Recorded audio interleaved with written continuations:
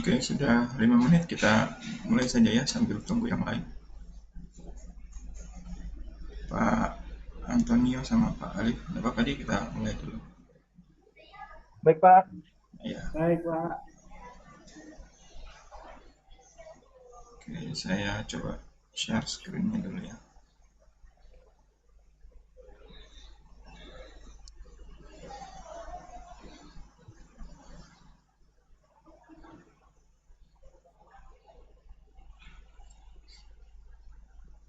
Oke, sudah Recording in kelihatan progress. eh, layar Revit-nya ya. Sudah. Jadi, ya. Sebelum saya mulai ini, Bapak semua ini sudah install semua atau ada yang belum?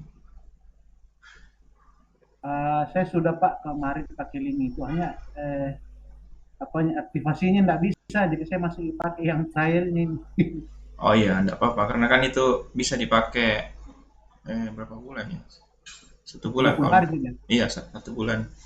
Ya sementara untuk ini untuk pelatihan ini kan masih bisa dipakai. Jadi Iya.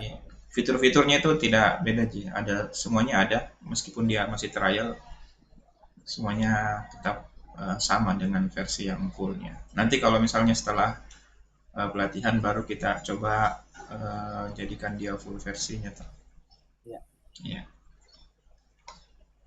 Oke, jadi kemarin kalau nggak salah materi kita itu sudah ke pengenalan fitur-fitur ya. Jadi semua eh, toolbar-toolbar yang ada di sini, yang atas maupun yang properties dan project browser ini kemarin beberapa sudah saya jelaskan apa saja fungsinya. Nah, hari ini kita nanti akan sudah langsung mempraktekkan masing-masing fungsi ini, bagaimana caranya kita membuat modelingnya. Nah, di jadwal yang kemarin saya ajukan itu, saya buat, itu jadwal hari ini itu kita membuat modeling strukturnya dulu. Nah, cuman karena dari diskusi kemarin saya dengar bahwa eh, sebagian besar pekerjaan Bapak ini juga ada beberapa yang tentang pematahan site ya, pematangan lahan, maka mungkin tidak apa-apa saya tambahkan sedikit materinya soal itu supaya nanti bapak-bapak semua bisa mengaplikasikan apa namanya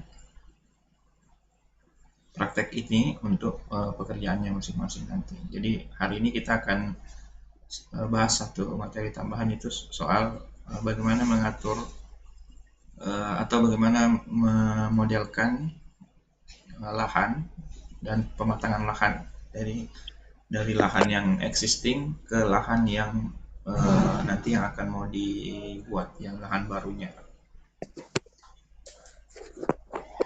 Bagaimana? Apa jelas suaranya jelas ya? Jelas, Pak. Oh iya, oke. Okay. Jadi bagaimana saya mulai? Ini kan ada rekamannya juga ya, Bu. Siapa Mbak? Mbak adminnya nanti ada rekamannya. Jadi kalau misalnya ada teman-teman nanti yang terlewat, supaya yang lain juga tidak lama menunggu, nanti bisa lihat video rekamannya juga. Nah, untuk memulai pekerjaan di Revit, khususnya untuk pekerjaan struktur ya, kita harus memulai dulu pekerjaan lahannya sebenarnya. Jadi betul yang kemarin kita diskusikan bahwa lahan itu harus matang dulu di lapangan, habis itu baru kita bisa kerjakan pekerjaan strukturnya. Nah, makanya untuk memodelkan di area Revit ini kita bisa langsung memodelkannya di project browser ini. Ini ada dua pilihan, tiga ya, ada tiga pilihan level. Satunya level 1, level 2, dan yang paling bawah ini site. Nah, kita bisa menggambar model lahan kita itu di posisi site ini. Nah, di posisi site ini ada kalau di apa namanya, di CAD itu namanya origin ya, di sini namanya project base point. Artinya ini adalah titik koordinat 0 dari project yang kita kerjakan. Jadi di sini elevasi nolnya di site ini. Nah, disinilah nanti kita akan bisa mengatur eh, elevasi-elevasi lahan ya. Kalau misalnya lahan yang kita punya nanti misalnya tidak dalam satu elevasi yang sama, maka kita bisa memodelkannya di view site ini. Nah, yang perlu kita perhatikan di view site ini adalah beberapa propertinya. Di sini ada skalanya, kemudian view range-nya. Ini juga bisa nanti kita atur seberapa dalam nanti view yang kita mau, sejauh apa dia bisa melihatnya. Kemudian visibility-nya juga bisa kita atur apa namanya, model-model apa saja. Visibility dan graphic ini sama seperti kayak layer manager kalau di Revit itu apa namanya, di CAD namanya layer manager. Di sini kita bisa atur kategori apa saja yang mau kita munculkan, yang mana kita mau apa namanya, sembunyikannya. Tapi sebelumnya sebelum menggambar ya kita atur dulu unitnya ya, sama seperti di CAD kita bisa komen di keyboard itu pakai UN ya, UN itu unit. Nah, jadi kita atur dulu unitnya, apakah kita mau pakai ukuran standar, ukurannya itu milimeter atau sentimeter atau meter. Kalau saya lebih suka pakainya sentimeter, tapi ada beberapa pekerjaan juga pakainya milimeter. Ini bisa diatur untuk panjang, kemudian area itu saya pakai biasanya square meter atau meter persegi. Lalu yang lain itu mengikuti. Nanti kita bisa atur belakangan juga, tapi biasanya yang diatur pertama itu cuma ini saja dulu, unit untuk panjangnya, supaya nanti pada saat kita input nilai angka itu mengikuti satuan ini, kalau yang saya atur ini sentimeter. Bapak bisa ikut itu, jadi nanti kalau ada yang saya rubah atau ada yang saya lakukan di sini, silahkan langsung diikuti di komputernya masing-masing ya. Oke, kalau sudah diokekan saja. Oke, sekarang kita masih perhatikan ini ya. Jadi nanti pada saat kita bekerja di Revit itu nanti akan ada beberapa toolbar kecil di sini yang muncul beberapa view. Jadi jangan sampai kita salah mengerjakan sesuatu. Jadi misalnya ya, ini di level 1 sama di site itu sama tampilannya, sama-sama bersih putih, ada elevation-nya. Di level 1 juga sama. Tapi ketinggiannya sebenarnya beda. Ini satu di lantai, ini di site, di tapak atau di lahan ya. Izin Pak Bayu. Ya. Ini Yep. saya untuk memunculkan di layernya itu yang level 1 setnya itu gimana Pak? Saya kayaknya kosong ini ya tampilannya. Oh, kita waktu bikin new tadi itu, new project, pakai template yang mana?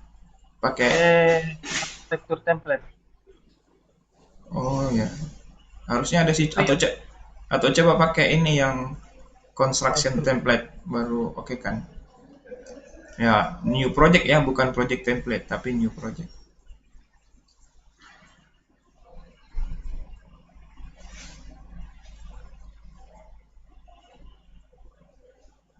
Nah, ini kalau saya buka lagi satu itu otomatis ada dua ini.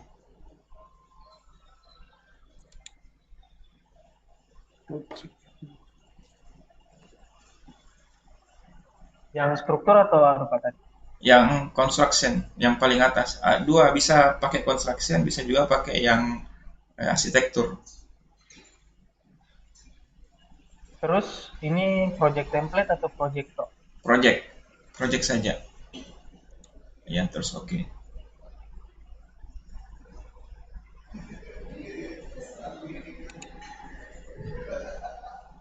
Ini Pak, saya munculnya di ini ada keterangan level sih, ada level 1. Cuman yang di project browser saja, yang di atas gambarnya ini dia kosong, blank.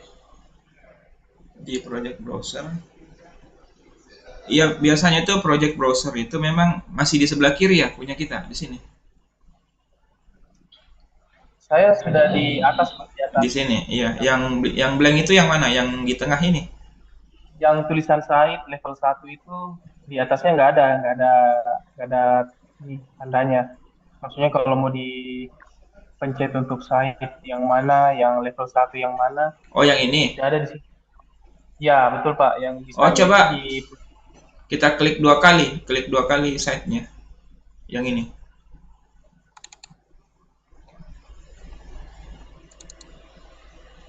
Belum muncul. Kalau diklik dua kali nih.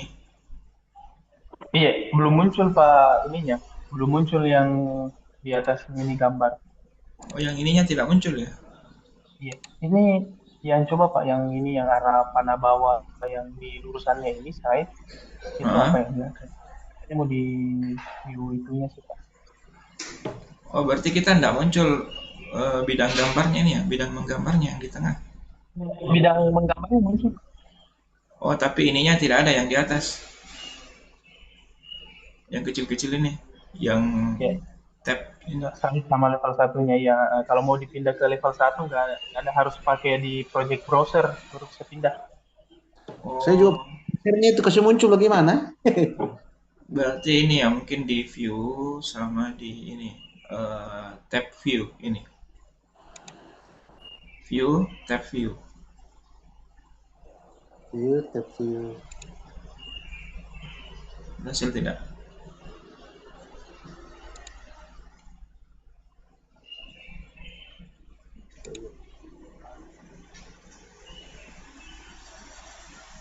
Itu untuk munculkan di samping kanan itu. Ini Gimana cara itu? ini yang project Iya, ini project browser ini defaultnya itu dia di bawah sini Pak, di bawahnya properties. Jadi dia bersusun dua di sini di bawah. Tapi saya biasanya pindahkan ke kanan karena ini panjang nanti ke bawah, ini juga panjang ke bawah. Jadi bisa kita drag begini, di drag begini, di apa namanya dikeluarkan, baru dikasih pindah ke kanan. Yang project browser ya khusus untuk karena layar laptop itu kan pendek, baru ini apa informasi yang mau muncul di properties itu banyak, di project browser juga banyak. Ini atau ini coba kita tile dulu ini. Kalau di tile itu dia terpisah-pisah kayak begini, terpisah dua, terbagi dua. Kalau dia tab, dia langsung satu gambar, jadi berdampingan begini. Bagaimana? Yang lain bisa Ji? Atau masih belum?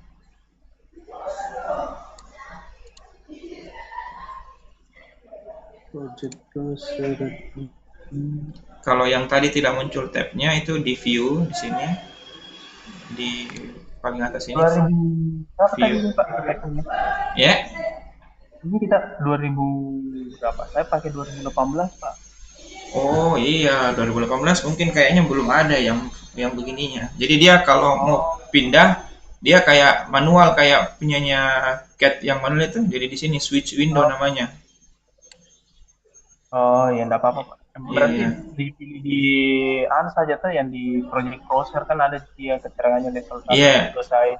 Jadi nanti di project browser nanti berarti kita itu file anunya di sini gantian. Jadi kalau ada yang dibuka yang satunya terclose.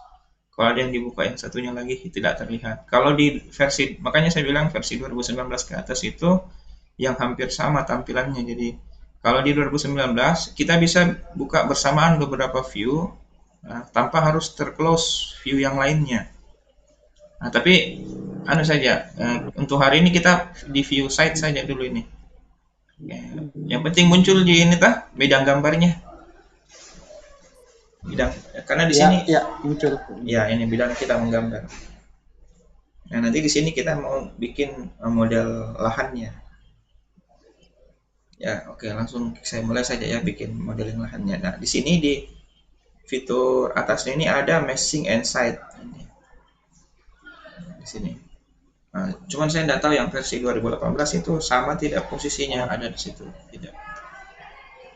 Kalau tidak Sama Pak, sama. sama gitu ya. Oke. Jadi ini kita pilih di ini fitur topos surface ini. Nah, di topos pada saat kita sudah klik tadi ini topos surface itu langsung muncul ada satu tab tambahan di belakang itu modify ini. Modify ini adalah toolbarnya untuk kita pada saat ingin mengerjakan titik-titik anunya ya. Ini titik-titik kecil ini nanti yang menentukan elevasi-elevasi lahan yang mau kita gambar, yang kita modelkan. Nah, di atasnya ini ada titik elevasinya berapa. Nah, sekarang itu kalau kita klik di layar, maka elevasi yang terjadi itu adalah elevasi 0 semua. Artinya dia masih rata ya. Jadi misalnya kita klik random saja begini, maka dia akan membentuk kurva lahan yang 0 ya, yang apa namanya? Yang semua titiknya itu ketinggiannya itu 0 di sini. Ya, jadi semua titik yang saya buat ini adalah lahan yang ketinggiannya 0 dari 0 setnya.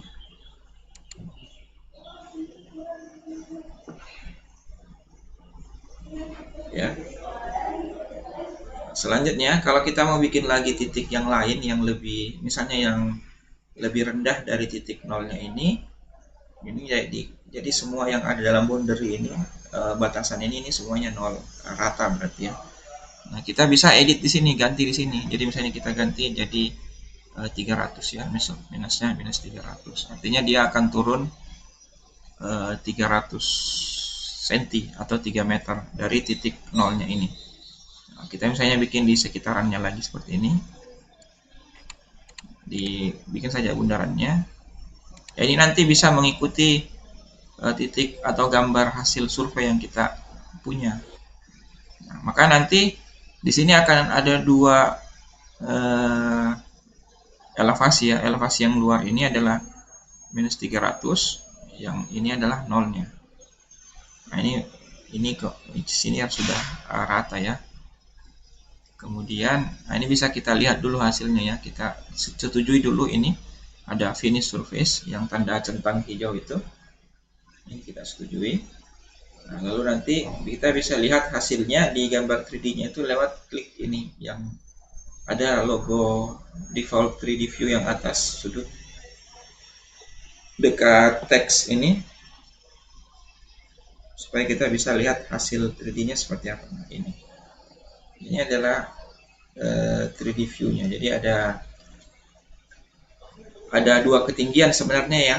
Ini ada ketinggian 0, ada ketinggian minus 300 cm. Nah, biasanya pada saat kita menggambar gradingan atau gambar pematangan lahan, itu kan tidak langsung dari puncak paling atas ke paling bawahnya ya. Biasanya kita buat interval konturnya ya, atau interval kemiringannya. Nah, itu bisa kita atur per berapa meter atau per berapa sentimeter ya, supaya kita tahu di posisi-posisi tertentu, oh itu ada yang ketinggian 1 meter mungkin, atau 2,5 meter atau 1,5 meter. Jadi tidak langsung jauh seperti ini ya. Kita bisa atur di sini. Di model site ini ada tanda panah kecil di sini. Maka nanti ada keluar site setting di sini. Nah, di sini kita bisa atur interval display-nya itu berapa. Di sini ada tercentang interval display. Interval display-nya itu adalah sekarang itu 500 atau 5 meter. Nah, ini kita bisa perkecil supaya kita bisa dapat garis interval kontur yang lebih banyak ya, supaya kita bisa tahu. Misalnya kita kasih per 50 cm atau per setengah meter. Di sini jadi kita rubah di sini 50, lalu kita apply. Nah, nanti si gambar ini akan memperlihatkan kontur ya, kontur yang interval antara 0 dengan 1 ini ya, seperti ini.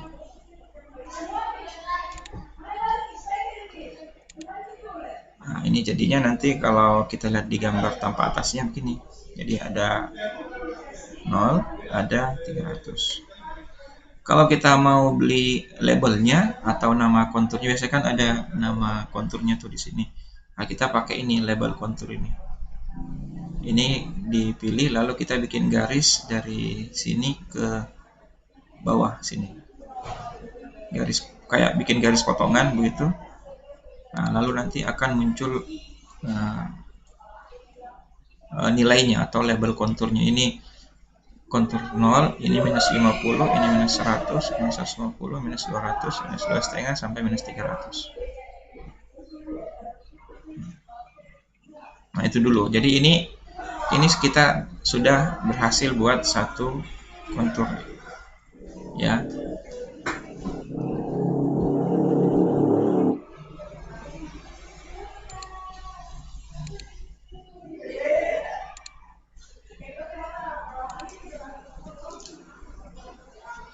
Oke, nah ini kontur yang sekarang yang kita buat ini adalah kita misalnya anggap ini adalah kontur existingnya ya.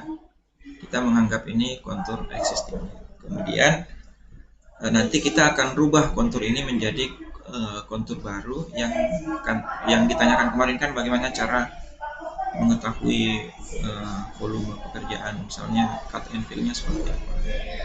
Nah, untuk mengetahui itu tentu kita harus punya dua kondisi existing dan kondisi yang barunya atau new construction-nya. Nah, untuk itu kita harus atur dulu si kontur yang kita buat tadi ini, yang kontur aslinya, hasil survei ini, untuk dijadikan di bagian existing. Nah, di sini di tampilan, kalau kita klik si topografi ini, topo surface, ini di sampingnya itu akan muncul properti pacing ya. Ini paling bawah ini pacing, artinya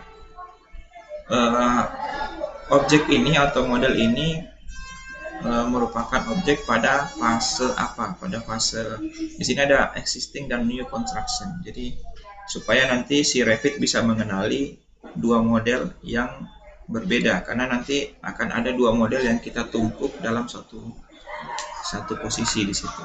Nah, kita ganti dulu ini fasenya, facingnya itu menjadi existing supaya Revit bisa mengenali bahwa gambar ini atau model ini itu adalah model existingnya. Nah, ini ya.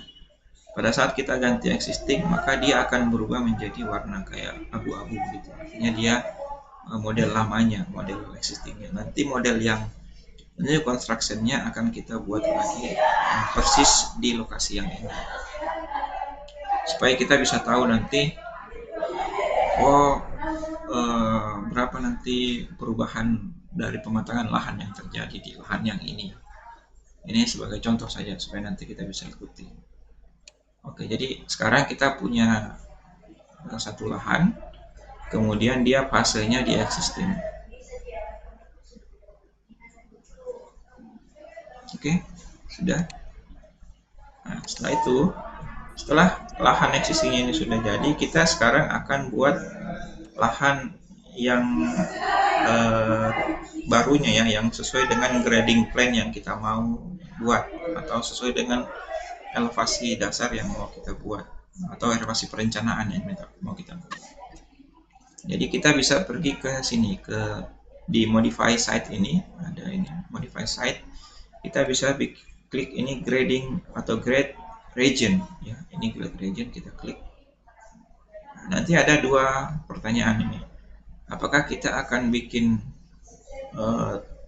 satu topo surface atau satu topografi yang persis sama dengan yang existing ini, atau kita akan bikin manual, atau kita bikin titik-titik baru lagi.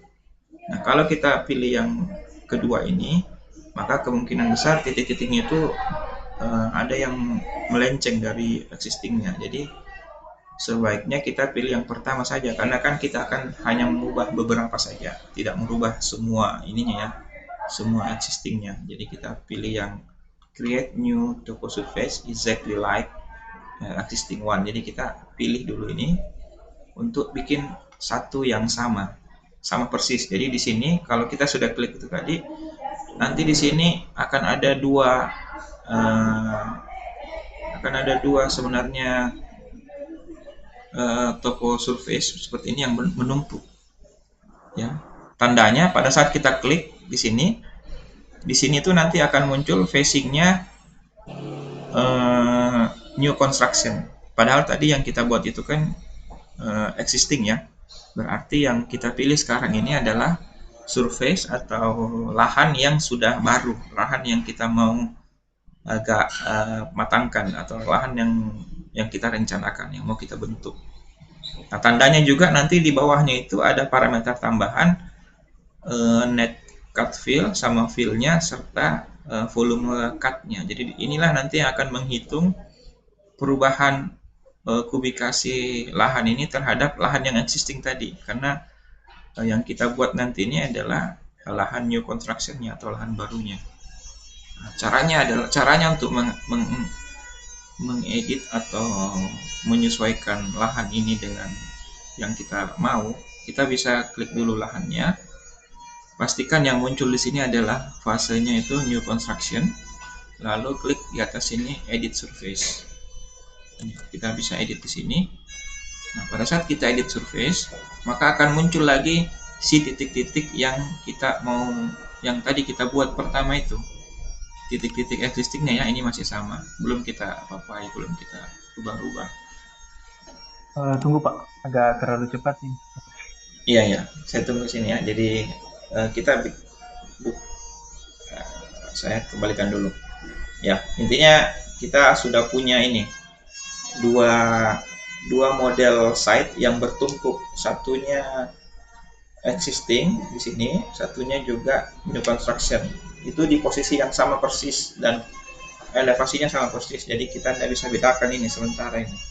Ya, cara kita membedakannya kalau kita klik di sini ini, nah maka yang menjadikan dia beda adalah propertinya yang ada di sini. Kalau propertinya new construction dan ada volume kubikasi cut and fill-nya, berarti itu sudah topografi yang baru atau yang perencanaan. Oke, semuanya sudah punya ini. Iya, sudah Pak, sudah sampai di situ. Nah, sekarang kita bisa edit di sini kalau kita mau matangkan lahannya ya. Ini edit surface. Nah, lalu muncul nanti titik-titik ini. Nah, ini tadi kita masih ingat toh, ini yang di sini titik ini itu 0, elevasinya 0. Titik yang bawah ini elevasinya minus 300. Nah, sekarang yang mau kita lakukan apa misalnya? Kita mau bikin lahannya ini, matangkan lahannya ini menjadi semuanya 0 atau misalnya semuanya 300. Itu tergantung kita saja sebenarnya. Atau kita mungkin mau jadikan lahannya ini jadi misalnya di ketinggian minus 200 saja, itu juga bisa. Nah, itu tergantung titik-titik yang baru nanti kita buat di sini. Nah, di sini tuh akan muncul apakah kita mau bikin poin yang baru atau hanya kita sekedar menggeser poin-poin ini. Kalau kita misalnya hanya mau menggunakan elevasi yang existing ini dengan asumsi bahwa luasannya mau dilebarkan, misalnya ini area nolnya ini kurang lebar, ternyata kita masih mau dia lebih lebar, jadi ini tinggal digeser ke sana, digeser misalnya. Nah, ini geser, terserah kita mau geser kemana sampai di areanya mungkin cocok dengan perencanaan kita untuk luasan area yang kita butuhkan. Nah, maka dia akan membentuk kontur yang baru. Dalam artian kalau nolnya kita geser, berarti kemungkinan interval kontur antara 0 ini dengan 300 ini akan jadi sangat rapat. Artinya dia akan menjadi sangat terjal ya, akan menjadi sangat curam ininya, kemiringannya. Tapi kita bisa dapat area luasan lahan yang lebih luas. Ini yang garis putus-putus ini, yang di dalam ini adalah kontur yang lamanya, ya, kontur yang existingnya. Nah, yang di luar ini yang kita geser-geser ini adalah kontur barunya. Nah, nanti dia akan membentuk kontur baru sesuai dengan yang kita geser. Atau bisa juga misalnya kita mau ganti posisi konturnya. Ini misalnya kita mau jadikan 200 atau 100, itu juga bisa kita tinggal pilih semua titik-titik yang ini, baru kita jadikan ganti di sini menjadi minus 100 atau 200 misalnya kalau kita mau turunkan. Tapi kalau dari sini kita sudah bisa lihat ini sudah ada perubahan di volume kubikasinya di sini ya. Jadi di sini ada kubikasi fill atau kita akan menimbun sebesar 359 kubik karena kita menambahkan area elevasi 0 ini yang tadinya dia elevasinya gradual dari 0 ke 3, kemudian kita luaskan areanya, berarti kita harus menimbun misalnya 359.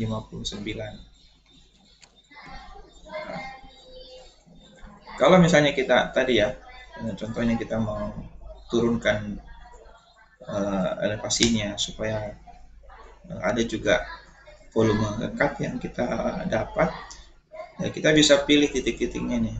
Caranya kita pilih terus kontrol, tahan kontrolnya sampai ada tanda panah begini, plus kita pilih titik-titiknya ini semua, ini yang satu boundary ini selingkaran ini, lalu kita ganti elevasinya, bisa di sini bisa di sini, kita ganti misalnya jadi turun 100 ya, misalnya kita turunkan elevasinya jadi 100. Jadi yang awalnya elevasinya 0, yang elevasi datarnya itu 0, kita turunkan jadi minus 100 supaya kita juga punya volume fill ya, volume cut. Jadinya kita cut beberapa area itu supaya rata di ketinggian minus 100. Nah, ini dia sudah berubah, jadi ketinggian rencananya itu akan turun dan ketinggian existingnya itu akan muncul, yang 0 itu menjadi garis putus-putus. Nah, nanti volume yang di bawahnya juga akan mengikuti di sini. Dia akan menghitung bahwa ada pekerjaan cut ini sekitar 576 kubik ini dari volume yang existingnya. Dan ternyata dari volume cut itu, misalnya sebab dari yang cut itu dijadikan timbunan ke sini, itu timbunnya cuma 71 kubik, ternyata sedikit yang ditimbun karena tadi elevasinya cuma sedikit yang dirubah di sini.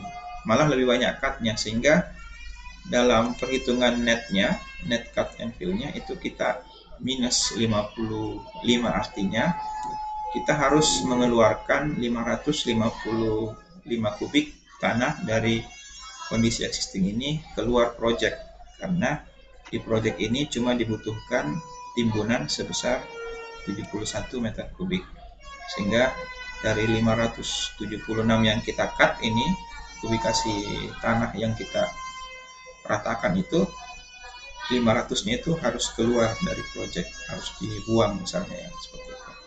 Karena elevasi yang kita rencanakan di sini itu turun jauh, minus 100 misalnya.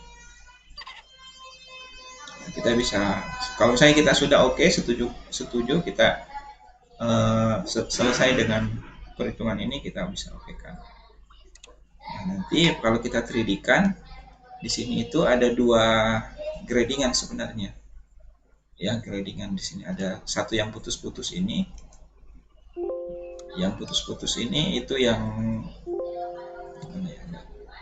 kalau mau kelihatan, buat jadi ini visual style-nya diganti menjadi consistent color ini. Sekarang itu dia hidden line, kita coba ganti jadi consistent color. Nah, ini. Jadi ada 2 warna di sini ya. Jadi di sini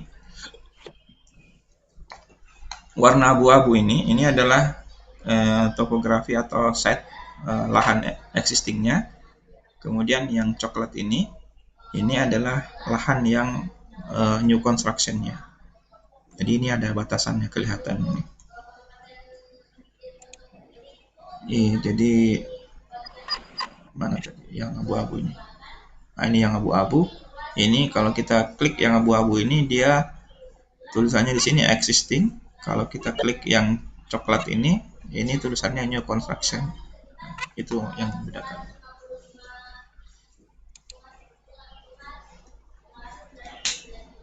Oke, cukup jelas ya. Jadi untuk pertanyaan kemarin yang pemetaan lahan, untuk modelingnya seperti itu. Jadi kita bisa modelingkan satu kegiatan.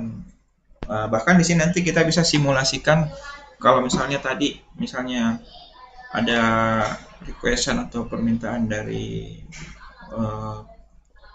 pemilik proyeknya, misalnya jangan ada tanah yang keluar.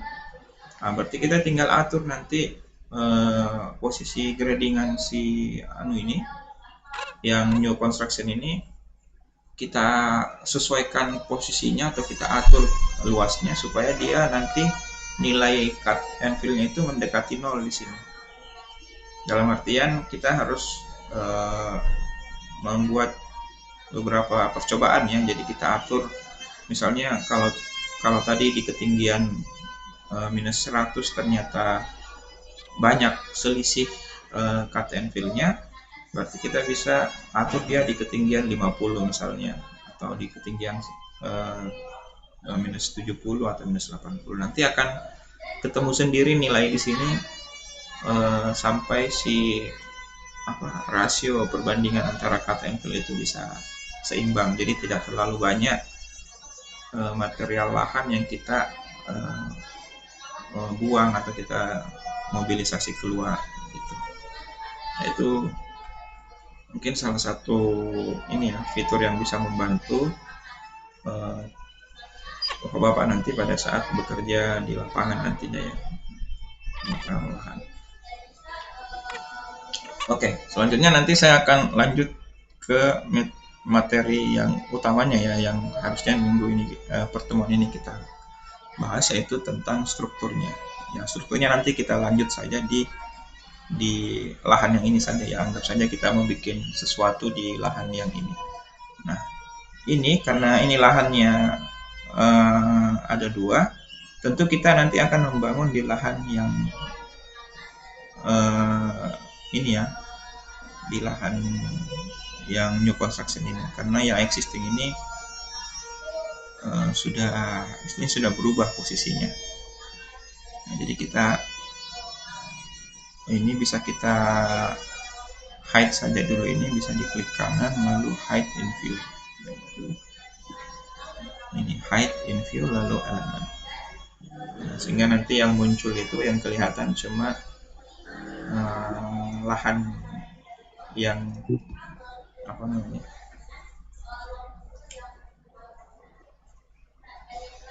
apa tadi Pak? Klik kanan,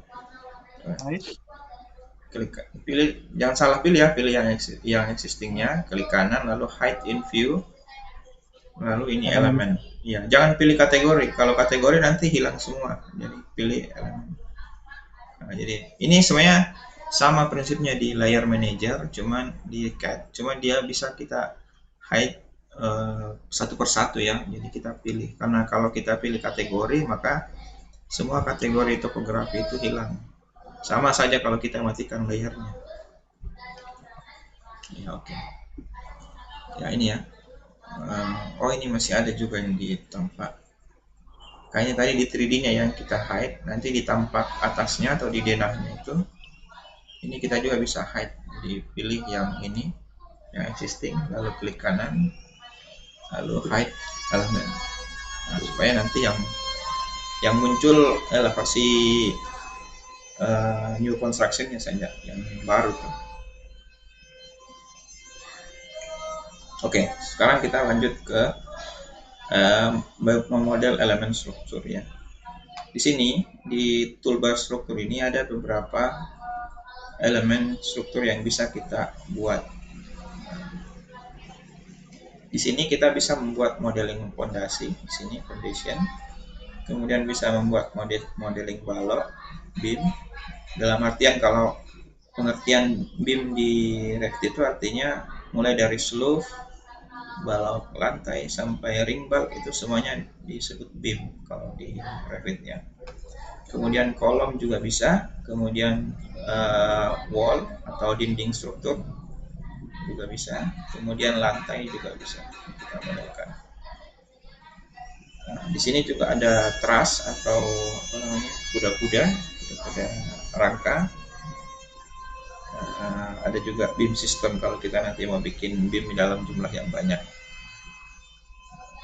Nah, tapi kita gambar yang elemen-elemen regulernya dulu. Kita gambar pondasi, balok, sama kolom saja dulu. Sebelum menggambar, sebaiknya kita bikin grid dulu. Kemarin kan sudah diajarkan ya bikin grid. Kita ke arsitektur dulu, lalu cari grid di sini. Ini grid. Halo? Gimana?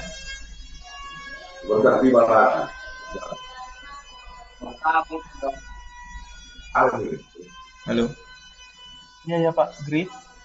Iya, grid. Sudah sampai di. Iya, oke. Di grid, ini grid. Lalu tarik saja grid, garis gridnya ini ke sini. Untuk sementara kita pilih gridnya random saja. Nanti kita edit-edit. Ini tergantung nanti kita mau menggambarnya seperti apa ya. Ya, anggaplah saya bikin 4 grid. Kemudian bikin lagi grid yang bagian vertikalnya ya. Itu kan tadi angka, terus kita bikin gridnya ini huruf ya. Jadi kalau sudah jadi, klik di sini di angkanya, lalu edit. Jadi diklik gini, lalu edit jadi huruf, jadi A ya. Nah, nanti selanjutnya si grid ini akan grid lagi. Selanjutnya nanti dia akan menyesuaikan urutannya menjadi huruf. Ini nanti yang saja, garis bantu saja untuk membantu kita menentukan posisi-posisi strukturalnya. Oke.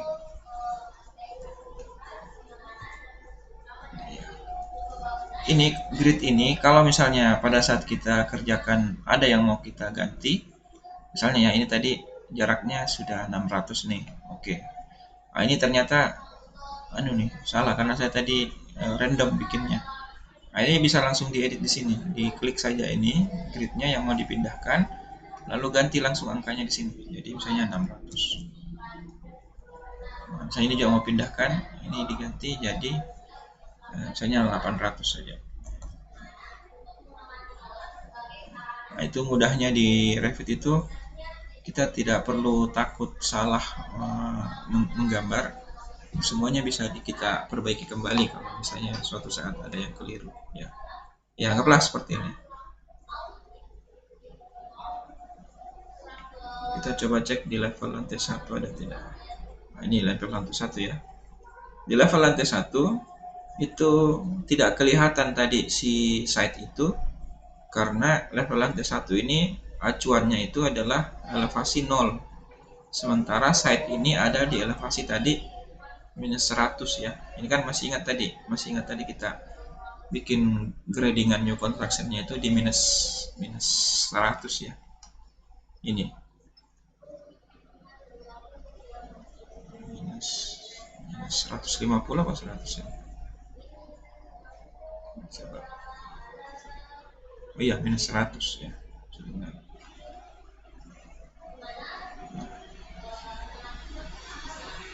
Ya. Sebaiknya mungkin kita gambar di sini saja, di site saja, karena kita mau menggambar pondasi. Nah, oke. Jadi sekarang kita sudah punya grid yang membantu acuan kita untuk meletakkan posisi-posisi elemen struktur.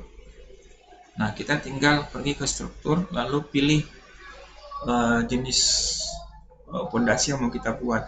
Jadi di sini ada 3 jenis ya. Pertama, pondasi isolated. Ini di lapangan itu biasa kita sebut sebagai pondasi tapak.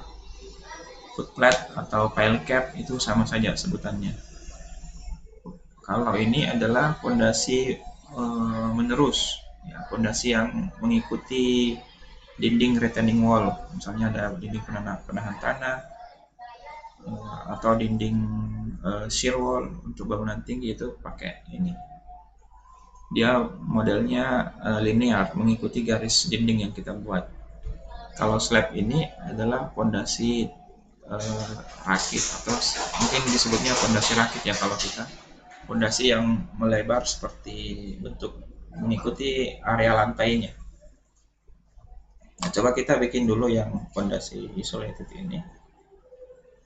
Nah, nanti akan ada peringatan ini no structural foundation family. Jadi semua objek yang kita gambar di Revit itu basisnya adalah family ini. Jadi family ini seperti kayak kalau di SketchUp itu namanya komponen, kalau di AutoCAD itu namanya block editor atau objek yang bisa kita duplikasi dalam bentuk yang sama.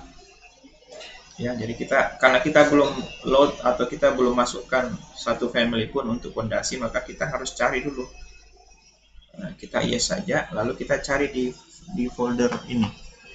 Di sini itu ada di library-nya Revit itu ini. Revit, kalau Revit saya tidak tahu ini Revit 18 ada tidak ini library ini. Ini buka di sini, lalu buka library. Nah, di sini tuh ada dua jenis library, satunya yang imperial, satunya yang metrik. Nah, di dalam metrik ini ada beberapa jenis kategori family. Semua family ini ada di sini. Baik family. Kenapa? Ya metrik kosong Pak kalau di 2018. Oh iya, berarti itu kita harus download dulu library-nya. Waktu kita install kemarin itu dia ada pilihan untuk untuk memasukkan library.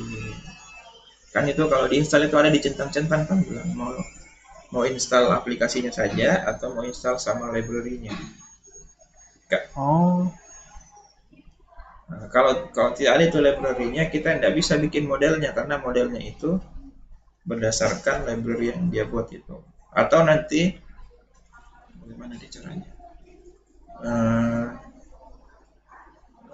Saya uploadkan ini di Google Drive itu, lalu kita nanti, tapi kayaknya ini tidak bisa terbuka di versi yang di bawah 2018. Iya, berarti kita harus cari sendiri library-nya. Sebenarnya sama isinya begini, cuman kalau dia lebih di bawah itu kayaknya tidak bisa terbuka.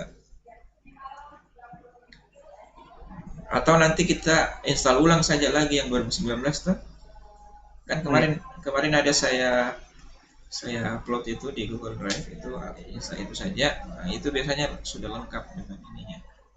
Nah, di sini ada pilihan-pilihan strukturnya. Nah, misalnya kita pilih structural foundation ini. Nah, di sini itu sudah ada jenis-jenis fondasi yang bisa kita gunakan untuk yang fondasi isolated atau fondasi tapak. Ada yang rectangular footing atau yang fondasi foot plate, ini biasanya kita sebutnya. Yang segi 4 persegi panjang ya, atau yang segi 4 yang rektangularnya maksudnya sisi-sisinya sama, atau yang persegi atau yang punya pancang juga ada. Ya, anggaplah kita pilih yang segi 4 biasa saja ini, yang rektangular. Kita open, lalu tinggal kita letakkan di posisi grid ini. Tunggu ya. Nah, ini akan muncul propertinya di sini. File cap yang kita punya sekarang itu adalah file cap dengan dimensi 200 kali 200, tebalnya 90. Nah, sebelum meletakkan ini, perhatikan dulu propertinya di sini. Propertinya di sini menunjukkan bahwa constraint-nya itu ada di level 1. Jadi nanti pada saat kita letakkan ini, dia ada di elevasi lantai 1 persis karena dia di 00-nya lantai 1 persis. Sementara kita kan biasanya meletakkan fondasi itu kan di bawah lantai 1 toh. Nah, berarti kita bisa tambahkan di sini offsetnya itu menjadi minus supaya dia turun dari elevasi lantai 1 yang jadi constraint-nya atau yang jadi patokannya, tempatnya dia akan berada. Jadi misalnya kita pilih minus 100 ya, minus 100 artinya dia turun 1 meter dari elevasi lantai 1. Nah, kita letakkan di posisi-posisi grid ini 1, 2, oh ini belum kelihatan ya, 3 ya, anggaplah dulu saya letakkan. Di sini sebenarnya modelnya sudah ada ini, cuma dia tidak kelihatan ini ya. Coba kita lihat di 3D-nya.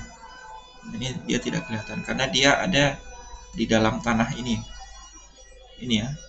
Jadi elevasinya itu karena view persisnya site ini ada di view nolnya site, sementara si pondasi itu ada di bawahnya site ini karena dia yang jadi acuannya itu adalah coba kita lihat di tampak ini.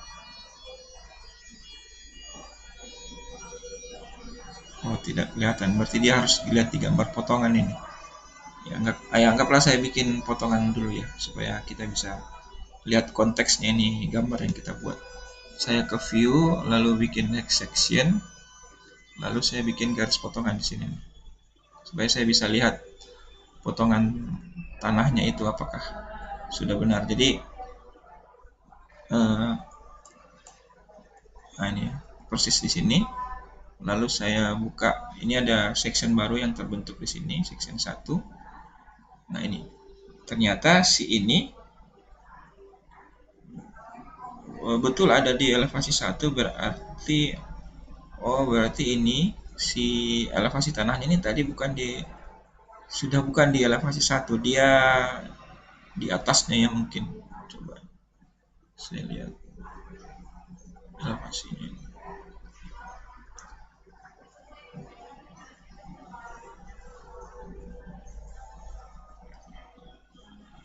Coba ini ke sini. Oh, 200. Kok bisa 200 ini? Dari elevasi minus.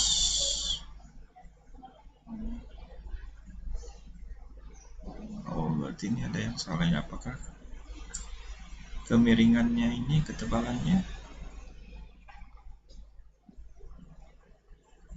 Oh, coba ya saya nolkan ini. Kita ganti dulu supaya dia persis 0. Oh, berarti acuannya tadi ini tuh bukan di level 1, tapi acuannya itu adalah di site yang kita. Oh, karena kita tadi menggambar di site sini. Iya benar.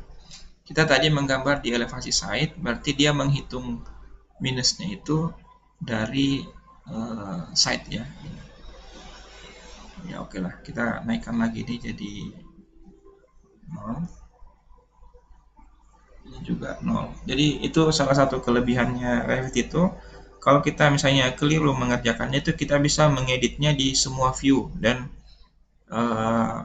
selama kita tidak menggesernya manual, kita langsung edit saja di parameternya ini, maka semua gambarnya itu akan mengikuti. Jadi tadi itu si elevasi pondasinya itu sudah naik ya, ini sudah ada di persis di elevasi site-nya. Nah, ini di lantai 1 dia tidak kelihatan karena di lantai 1 itu yang kelihatan adalah elevasi yang ini 0 yang ini ya. Jadi yang kelihatan di lantai 1 itu cuma tanahnya saja. Oke. Jadi begitu kalau kita tinggal misalnya nanti pada saat mengerjakan ini,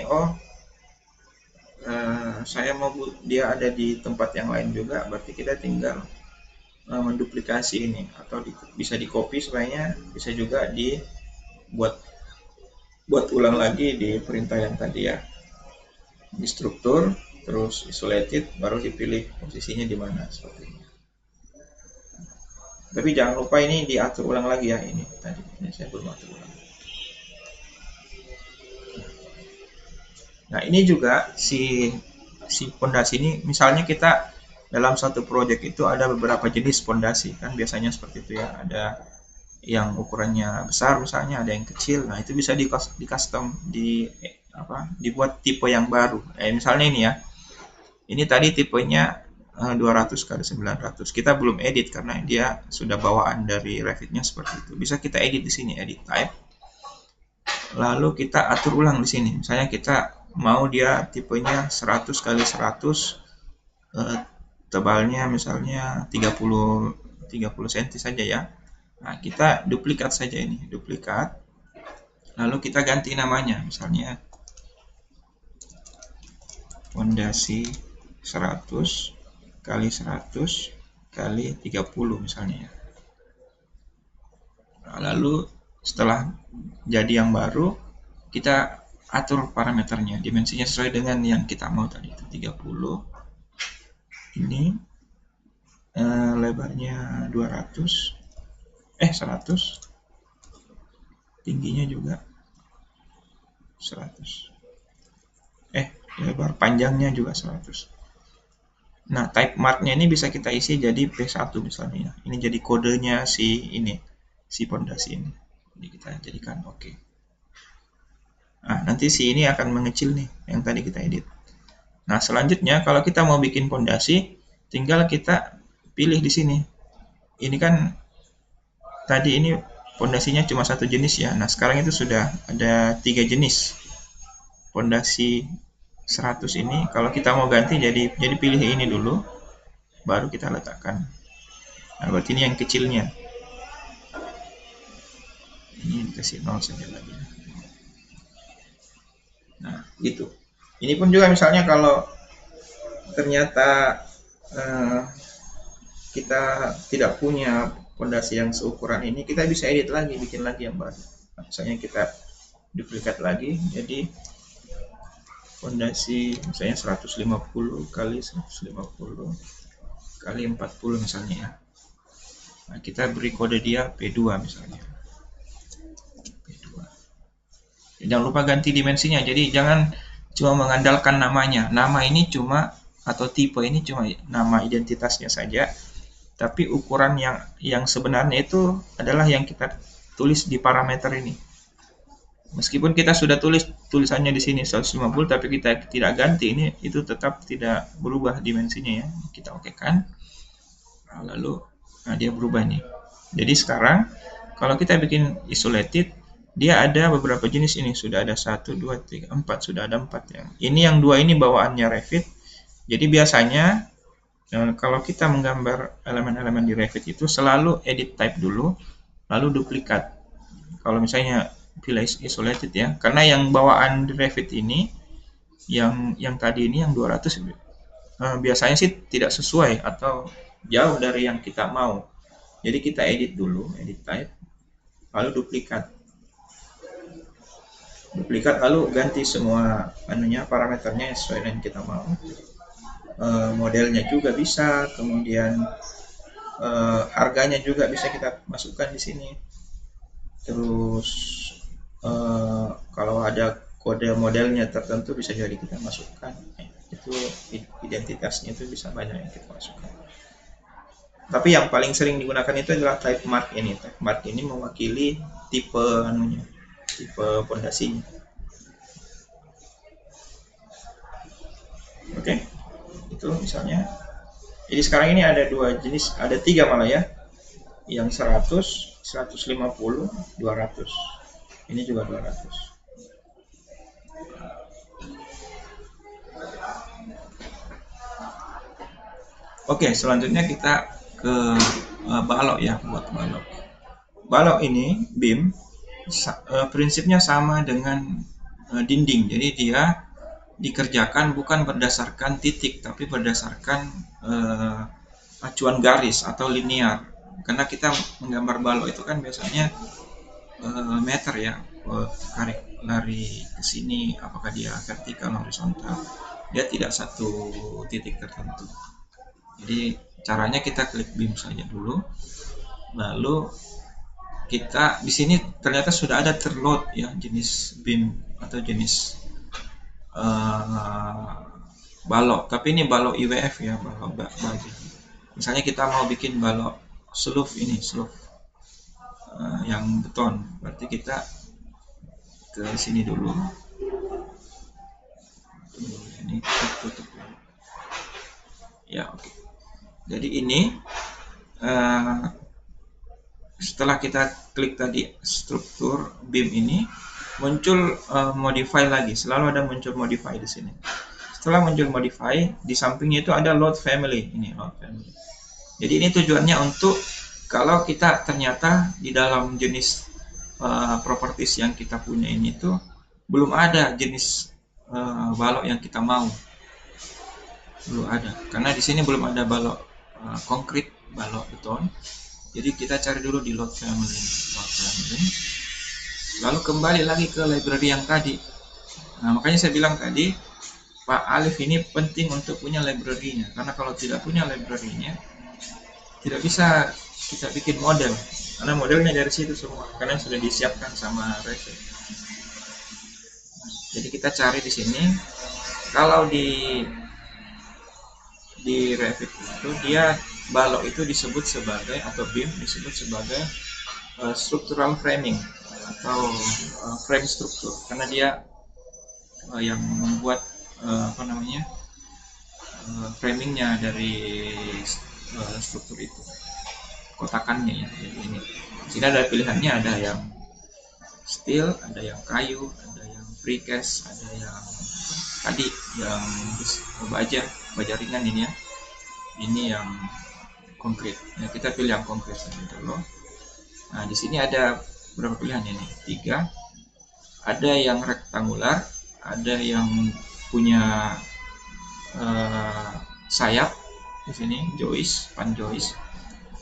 Ada yang miring. Nah, kita pilih yang lurus saja dulu. Yang segi 4 lurus ya. Kita open.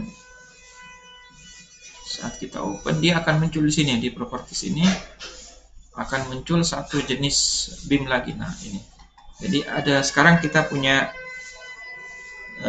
dua family ya, sebenarnya dua family yang UEF ini sama family yang konkret. Di dalam family yang konkret ini ada dua tipe yang disajikan atau yang defaultnya, yaitu tipe 400 dan tipe 300 atau 30 kali 60, 40 kali 80.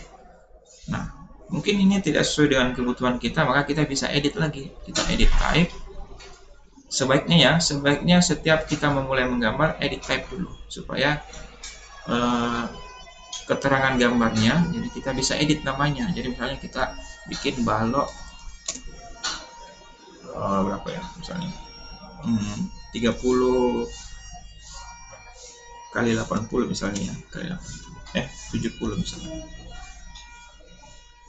Nah, ini penamaannya sebenarnya bebas saja, bisa juga 3 strap 30, strap 70 misalnya. Oke. Nah, jangan lupa ganti di sini. B-nya itu lebarnya 30, tingginya itu 70. Nah, type marknya juga bisa sekalian diisi. Misalnya ini kita jadikan B1. Oke. Nah, sekarang kita tinggal menggambar ini.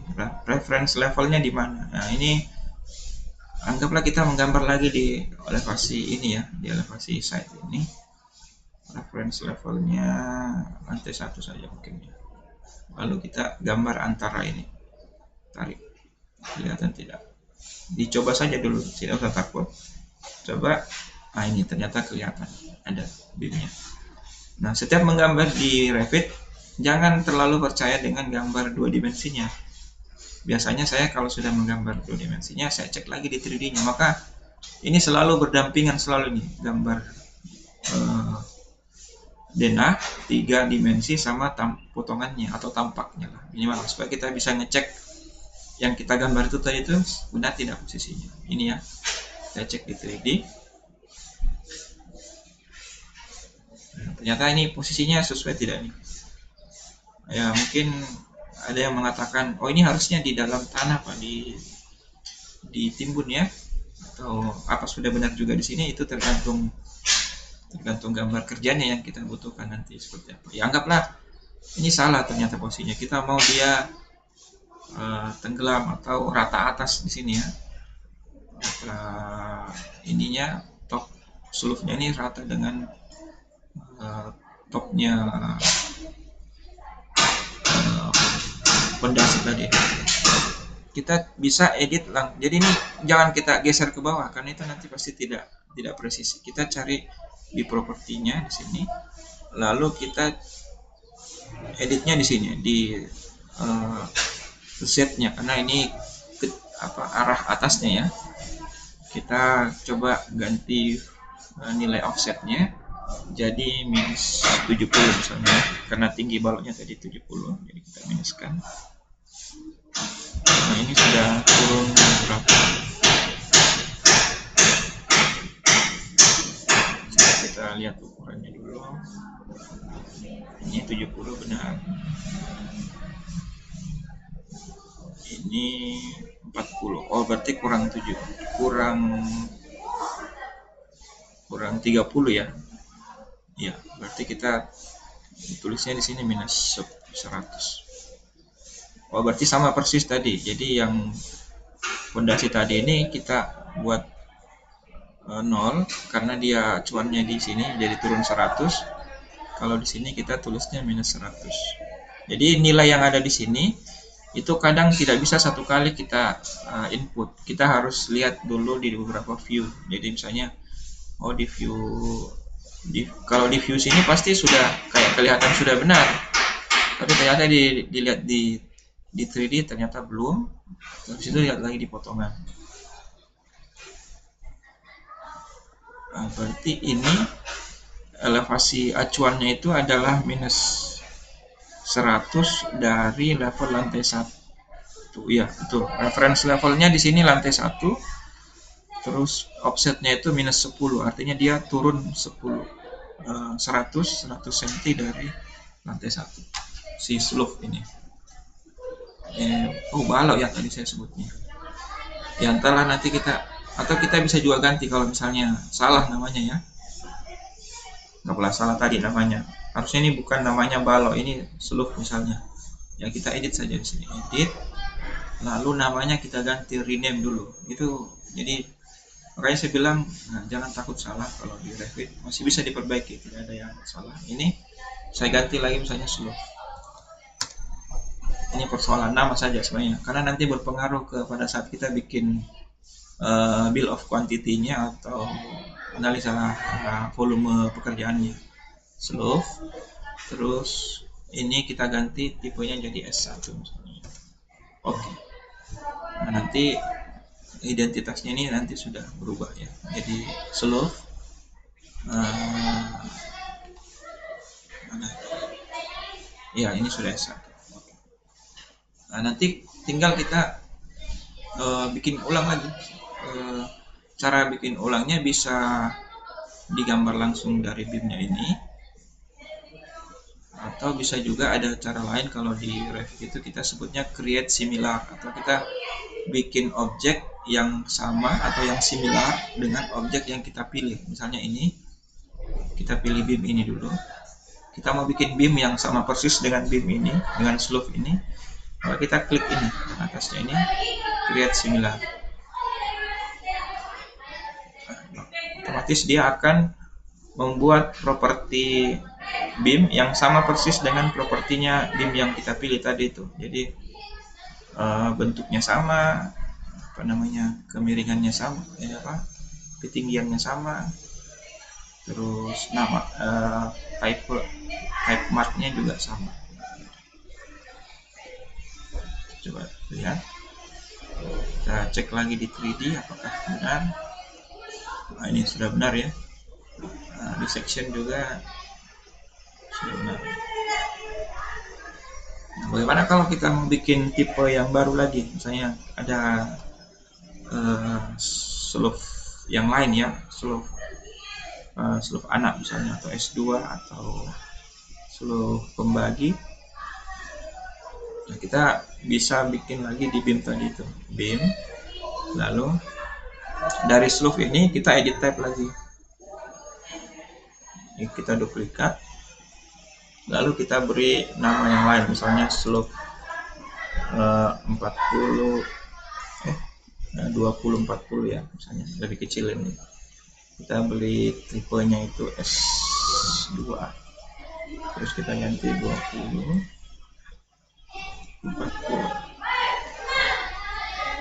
Nah, lalu kita tinggal gambar misalnya di tengah-tengah ini.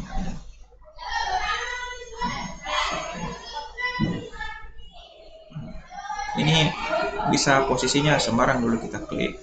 Nanti kalau misalnya kita mau lihat lagi posisinya sudah benar atau tidak, kita lihat di sini. Ini tadi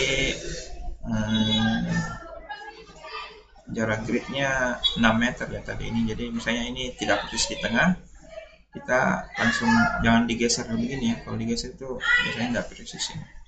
Kita ganti di sini jadi 300. Nanti dia akan bergeser sendiri. Ini sudah benar atau tidak? Wah, ini benar. Ini 400 harusnya. Oke, seperti itu. Jadi tinggal kita cek lagi. Jangan lupa setiap membuat model jadi flow-nya seperti ini. Kita menggambar di gambar Dena floor plan ini, tapi kita tetap harus ngeceknya di gambar 3D dan section, karena ini akan menentukan apakah posisi gambar kita itu sudah sesuai dengan yang kita inginkan atau tidak. Nah, ini ya posisinya. Karena ini sudah oke, jadi kita bisa lanjut lagi mungkin ke menggambar kolomnya ya. Kolomnya ini tadi PIM-nya sudah. Nah, kita gambar kolom dulu supaya dia berdiri. Minimal kolom pedestalnya sudah ada nih, naik ke atas. Oke. Sekarang kita menggambar kolomnya. Kolom ini di sini. Di struktur itu ada kolom. Jangan bisa enggak usah nanti aja.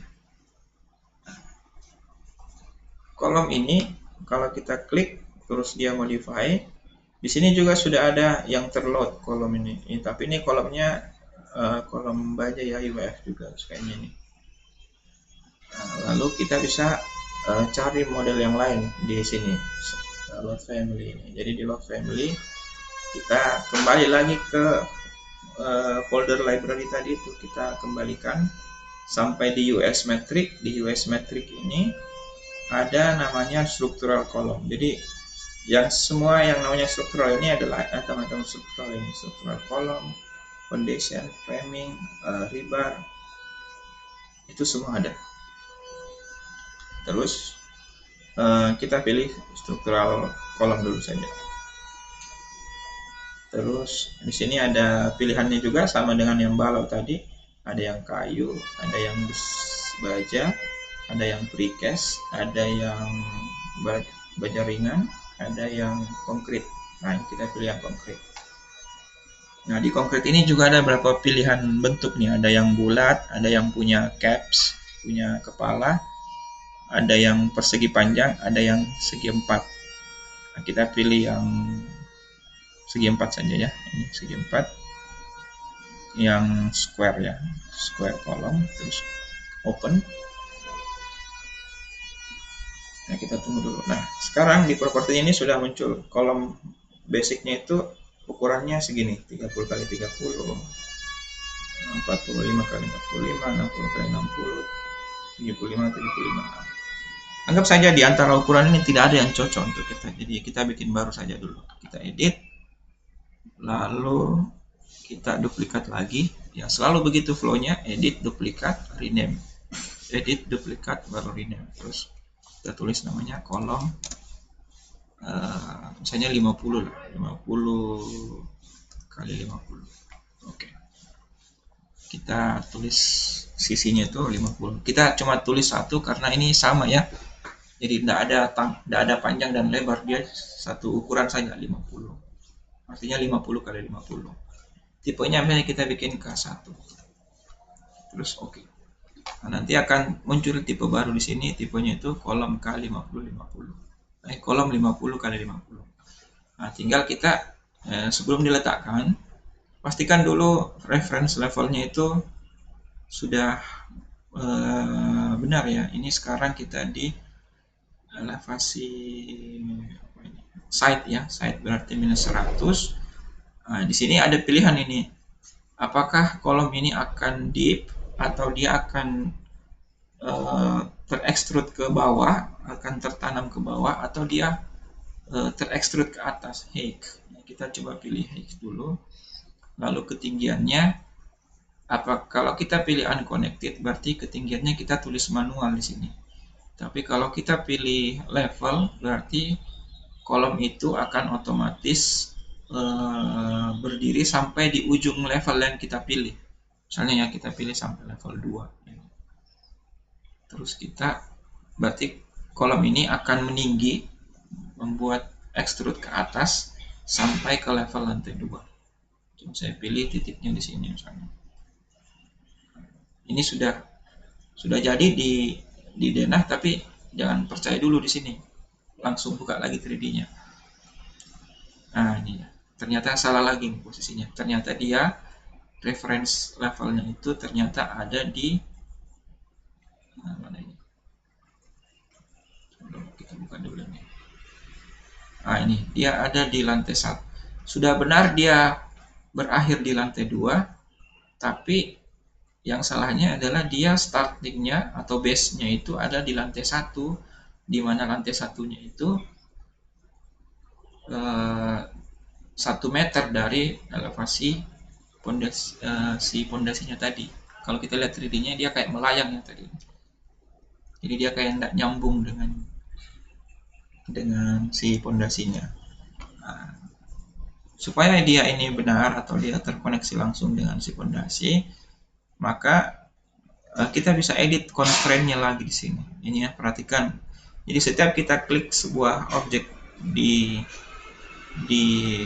Revit ini, baik itu gambar 3D maupun denah, perhatikan propertiesnya. Jadi misalnya saya klik ini, nah di sini propertiesnya akan menunjukkan di mana posisinya. Posisi base levelnya itu ada di lantai 1. Offsetnya 0, berarti dia persis di lantai 1. Karena si pondasi ini tadi turun 1 meter dari lantai 1 atau minus 100, maka kita tambahkan offsetnya di sini minus 100 supaya dia bisa menyesuaikan ketinggiannya ke elevasi yang kita mau. Jadi nanti si kolom ini akan teridentifikasi sendiri bahwa dia base-nya itu atau bagian bawahnya itu dia dari lantai 1 turun 100, di lantai 2-nya itu persis di lantai 2 ini. Jadi ini sudah turun 100 persis di lantai 2. Nah, begitu selanjutnya nanti. Jadi kita sudah punya patokan yang bahwa kolom ini kalau kita untuk project yang ini ya, karena nanti mungkin project yang lain akan beda-beda elevasi struktur dan elevasi lantainya, maka yang perlu kita pahami dulu bahwa di ininya saja dulu constraint-nya. Nanti berapapun nilainya ini akan mengikuti nilai yang ada di gambar yang nanti bapak-bapak kerjakan di projectnya masing-masing ya. Jadi yang penting sudah mengerti prinsipnya bahwa setiap kolom itu perhatikan constraint-nya dulu atau batasnya, batas bawah dan batas atasnya, base-nya dengan top-nya. Kalau top-nya ini misalnya kita mau lebihkan, misalnya kita tambah 50 misalnya ya, nah, maka dia akan lebih ke atas 50. Nah, tapi kan jarang yang kita lakukan itu, kita nolkan saja supaya dia persis. Jadi offset ini menentukan kelebihan, entah dia lebih ke atas atau lebih ke bawah. Kalau dia plus, lebihnya ke atas, kalau dia minus, lebihnya ke bawah. Oke, halo? Kedengaran Ji? Atau ada dulu yang mau bertanya nih? Iya Pak. Jelas Ji atau? Kedengaran Ji Pak, cukup. Oh iya, karena saya nanti ragu-ragu kalau tidak ada suara yang lain, nanti ternyata jaringannya tidak bagus. Nah ini tadi ya, yang kelihatan di lantai 1 itu sekarang cuma kolom saja, karena yang ada di elevasi 0 itu cuma kolom, yang lain ini ada di bawahnya elevasi 0, jadi dia tidak kelihatan. Nah sekarang ya anggaplah kita mau bikin lagi ya, bikin seperti ini lagi. Bisa di create similar saja kayak tadi, lalu cari posisinya di mana, misalnya di sini. Coba lihat jadi atau tidak. Oh, melayang terus berarti kita ini harus menggambarnya mungkin di di elevasi lantai 1 saja ya, karena ini agak ribet juga nih kalau diganti setiap kolom ini. Coba di lantai 1 kita menggambar. Kita gambar kolom, terus kolom lantai 1, lalu lantai 2. Oke, kita ganti lagi, taruh. Saya lihat 3D, tetap ya sama. Oh ya, berarti kita harus ini, edit satu-satu ini. Nah, atau bisa juga nanti kalau sudah jadi semua kolomnya, ya, baru kita edit supaya tidak banyak waktu yang dipakai ya. Misalnya saya bikin kolom semua dulu ya, create similar, lalu kolom di grid. Nah, itu enaknya kalau sudah ada gridnya, dia langsung presisi dia di posisi potongan grid. Nah, ya anggaplah ini salah semua, ini yang 6 ini kita pilih saja, tekan Ctrl, klik, baru nanti bersamaan kita ganti jadi minus 100.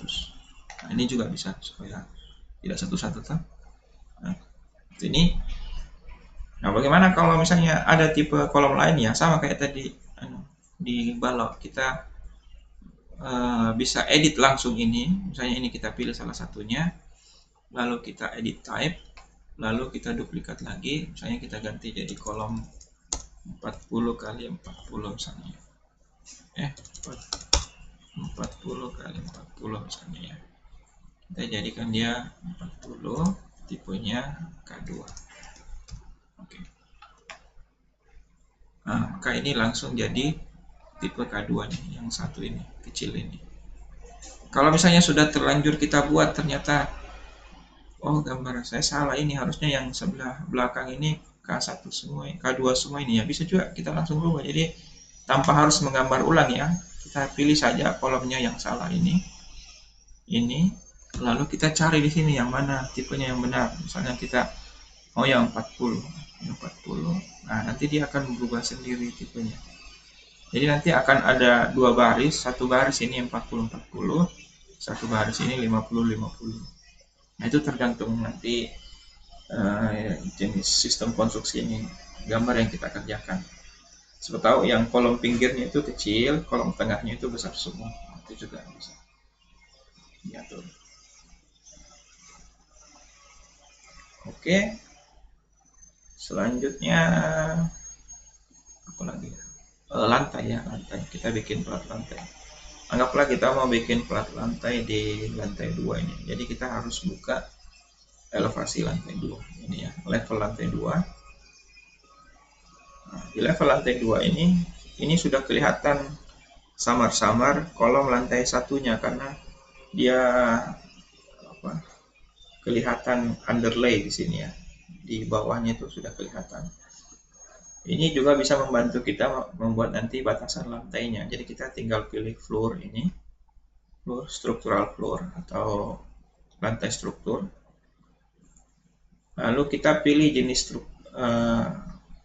lantainya di sini ya. Di sini ada yang diberikan generic floor yang tebalnya 40, ada yang metal deck tebalnya 160, ada yang fillet, ada yang isinya, ada yang punya isian, ada yang lantai baja atasnya, ada yang lantai atasnya kayu finishnya. Ya, anggaplah kita pakai yang metal deck ini ya, karena ini lantai 2. Nah, kita tinggal edit lagi type-nya, lalu kita duplikat dulu namanya. Misalnya lantai 2, misalnya tebal berapa, misalnya tebalnya misalnya 15 ya, T15. Nah, kita kasih type marknya misalnya slab ya, slab 1 misalnya, SL1. Nah, kita kalau lantai kita harus edit dulu ini construction structure-nya, karena ini yang menentukan lapisan-lapisan lantainya, karena lantai itu kan biasanya punya beberapa lapisan. Ini ketebalannya sekarang ini adalah 21 dari Kalau kita edit di sini memang ketebalan strukturnya itu 21 atau cor betonnya itu 21. Jadi kita misalnya ganti 15, di bawahnya itu ada metal deck atau mungkin yang dia maksud di sini adalah bond deck ya.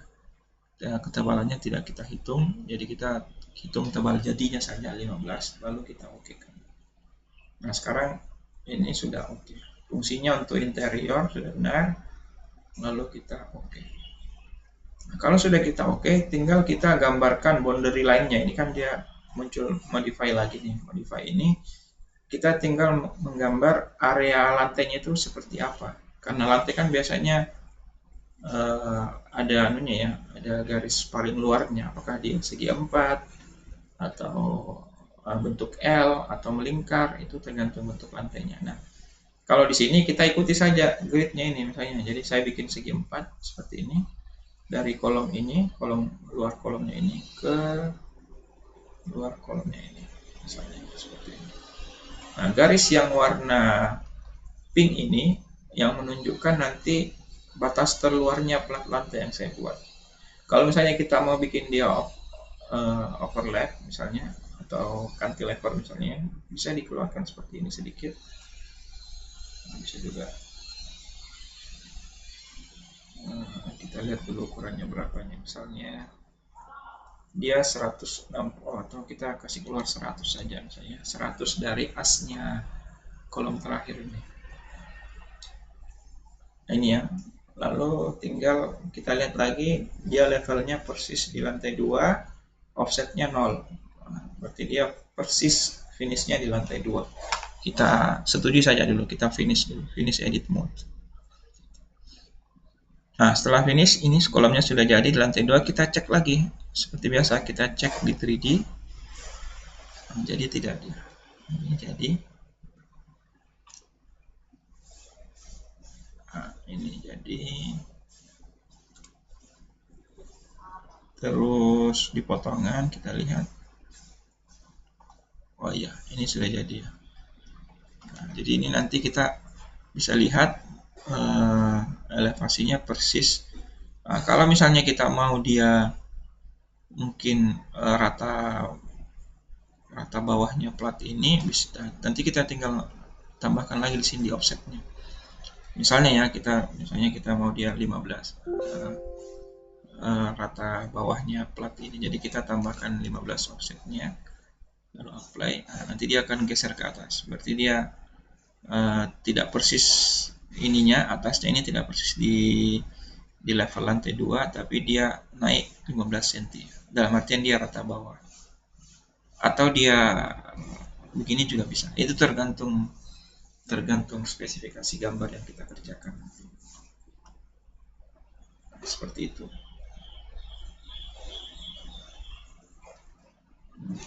Berarti kita sekarang sudah menggambar kolom. Oh, balok ya, balok lantai 2 ini belum, karena harusnya sini kan ada baloknya ya, tidak langsung plat. Oke lah, kita gambar balok lantai 2-nya. Balok lantai 2 kita gambarnya di elevasi lantai 2 juga. Nah, ini. Kita bikin beam lagi, beam. Lalu kita edit saja yang dari slope ini, edit. Lalu duplikat. Lalu kita ganti namanya jadi balok ya, balok. Ukurannya mungkin ya sekitar 25 kali 50 ya, misalnya anggap saja 25 50. Type marknya itu B1. Oke. Lalu kita mau menggambarnya di reference level lantai 2 ya, sudah benar. Kita coba tarik dulu garisnya sana. Nah, ya tidak kelihatan ini karena dia ada kayaknya di bawah. Nah, ya sudah benar ini ya. Jadi malah jauh di bawah ya. Oh ini karena dia minus 100 ini. Nah, ini gunanya kita cek di 3D. Ternyata dia masih ikuti settingan slope tadi minus 100. Harusnya kita nolkan saja ya. Kalau 0 berarti dia topnya si beam itu rata atasnya ini ya, persis di 0. Berarti balok ini akan terpotong 15 cm dari si plat lantai ini karena dia sama-sama rata. Coba lihat ya. Nah, ini kan 50 ya tebal baloknya, terus tebal platnya ini tebal sisanya 35 karena dia balok dan si platnya itu bertumpuk dalam satu ton. Tapi kalau kita mau dia bersihnya tingginya 50 tidak dikurangi plat, maka ini bisa kita turunkan saja. Turunkan menjadi minus 15. Ini minus 15 supaya dia full jadi di sini jadinya 65 tapi tebal tinggi bersihnya si kolom ini sebenarnya 50 karena dia tidak bertumpuk dengan si plat lantai 2-nya. Itu tergantung sistem juga, sistematika struktur yang kita gunakan, apakah dia balok yang bertumpuk atau balok yang terpisah dengan platnya. Itu kan ada beberapa metode kerja juga yang membuat itu berbeda. Intinya Bapak-Bapak sekarang bisa mengatur elevasi ketinggian balok itu dari sini, dari offset propertiesnya di sini. Tapi kalau di lantai 2-nya tetap kelihatan sama, seperti itu, tidak ada bedanya. Yang nanti yang membedakan adalah di gambar 3D-nya dengan di gambar potongannya. Ya, anggaplah ini sudah benar, tinggal kita duplikasikan lagi, misalnya di lantai 2 ini. Jadi saran saya menggambar di Revit itu jangan terlalu terpaku dalam satu view saja. Ya. Kalau bisa kita bisa buka beberapa view karena beberapa view itu akan membantu kita untuk memahami konteks gambarnya itu apakah sudah sesuai atau dia masih melenceng dari posisi yang kita mau. Seperti ini ya, si balok ini sudah minus 15, saya buat baru lagi pakai create similar ini. Coba saya buat satu lagi di sini. Nah, ini harus saya cek dulu apakah ini sama posisinya dengan yang tadi ini di 3D. Coba kita cek mana tadi. Oh, ini ternyata ini sudah benar ya, jadi dia ada persis di bawahnya plat, berarti itu sudah benar. Nah, tinggal kita menggambar. Jadi 3D ini fungsinya untuk view konfirmasi sebenarnya, untuk mengkonfirmasi kebenaran dari gambar yang kita buat. Kita tetap menggambar, paling banyak itu menggambarnya di gambar denah ya, denah. Tapi nanti untuk memastikan bahwa denah yang gambar kita ini benar atau salah, itu kita bisa lihat di gambar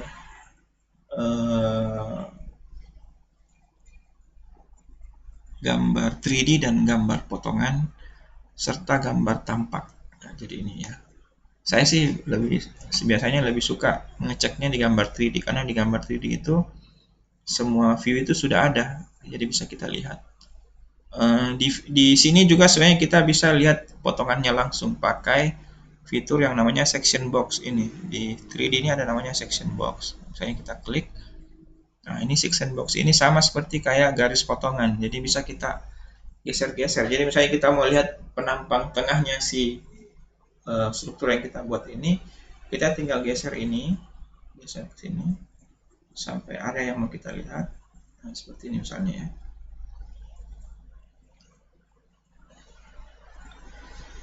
Ya, anggaplah seperti ini. Nah, kalau kita bisa lihat, oh ternyata begini penampangnya di sini.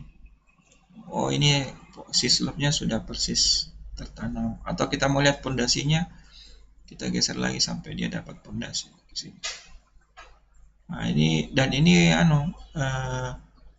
real time dengan gambar kerjanya. Jadi bisa kita sambil ngecek di sini kebenaran dari ini kayak gini tuh. Ini tertanam. Oh, ini ternyata si slope-nya terlalu panjang ke bawah atau mungkin si pondasinya ini yang kurang lebar ke bawah, kurang dalam ya. Nah, itu. Jadi kita bisa ngecek di sini juga. Ini namanya section box. Kayak bikin potongan, tapi potongannya dalam bentuk 3 dimensional.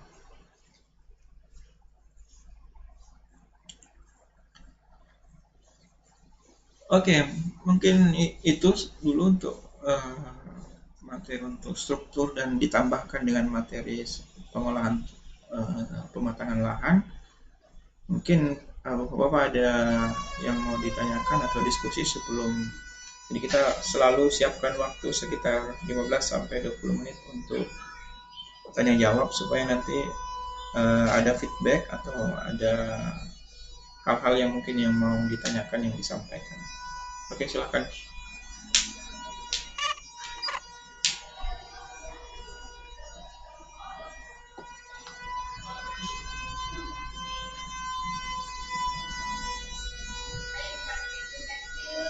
Yang saya dulu.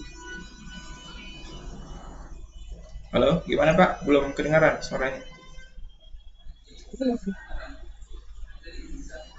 Halo, belum mana? Belum terdengar. Putus-putus suara tak?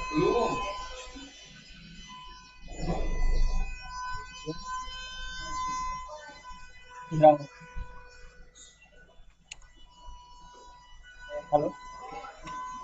Halo? Halo? Putus-putus Ki. Atau kita ketik saja di chat atau bagaimana supaya lebih jelas? Karena tidak kedengaran ini, putus-putus suaranya. Halo? Yang lain bisa dengar tidak? Ada Pak, ada. Jelas. Oh ya, jelas. Maksudnya suara saya jelas, tapi suaranya Pak Antonio tadi kedengaran tidak? Ya Pak. Putus-putus memang dari Ali Pak, memang sering gangguan dia di sana, jaringan. Oh iya. Iya, jadi apa ini? Pak Alif ini yang bertanya nih. Iya. Silakan Pak Alif. Pak Antonio juga kalau mau bertanya sebetulnya ada diskusinya atau Agak Pak, saya keteteran mengikuti karena jaringan saya juga di sini beberapa kali putus. Jadi semoga adminnya ada dia rekam nanti jadi bisa kami review kembali. Ada Pak, ini sudah direkam. Nanti kita nonton ulang di rekamannya. Agak saya karena kadang hilang jadi Iya, siap. Dimengerti, Pak. Iya.